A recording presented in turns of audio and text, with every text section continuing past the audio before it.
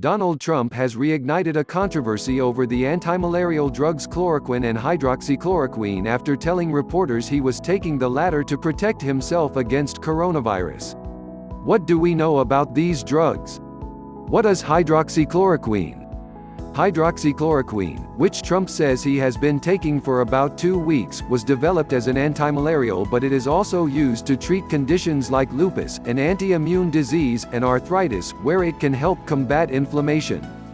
It has been licensed for use in the U.S. since the mid-1950s and is listed by the World Health Organization as an essential medicine. What is the link to COVID-19?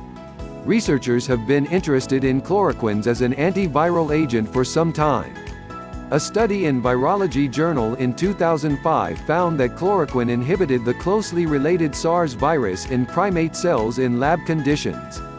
However, evidence for the effectiveness of hydroxychloroquine in recent human trials during the coronavirus pandemic has been at best inconclusive, with some suggestions that it could worsen the outcome of severe cases. The WHO is looking at whether hydroxychloroquine could be an effective COVID-19 treatment, while the U.S. National Institutes for Health is also running a clinical trial to establish whether the drug, administered together with the antibiotic azithromycin, can prevent hospitalization and death from COVID-19. In recent days, enthusiasm about hydroxychloroquine has been boosted by a study, which has yet to be peer-reviewed, that looked at the combination of hydroxychloroquine, the antibiotic azithromycin and zinc supplements. It showed that patients who received the 3-drug combination versus the 2-drug combination of hydroxychloroquine and azithromycin were 44% less likely to die than the second group. Joseph Rahimian, a co-author of the study, pointed out that the study's findings were limited to the possible promise of zinc, not of hydroxychloroquine. What's the state of the current evidence? In May, the British Medical Journal reported on a randomized, although still problematic, clinical trial in China that found little evidence hydroxychloroquine worked, with serious adverse events noted in 2 patients.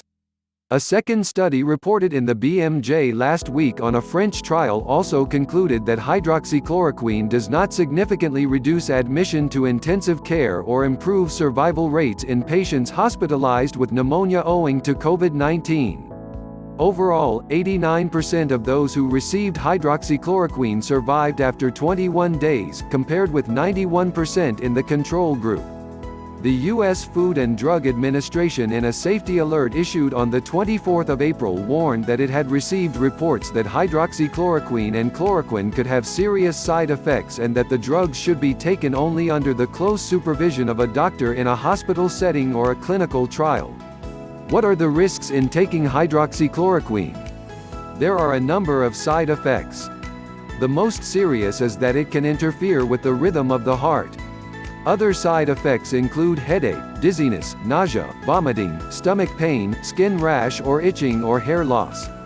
Research published by the Mayo Clinic has suggested that off-label repurposing of drugs such as hydroxychloroquine could lead to drug-induced sudden cardiac death.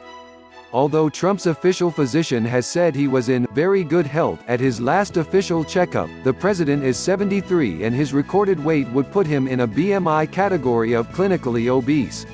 So why is Trump taking it?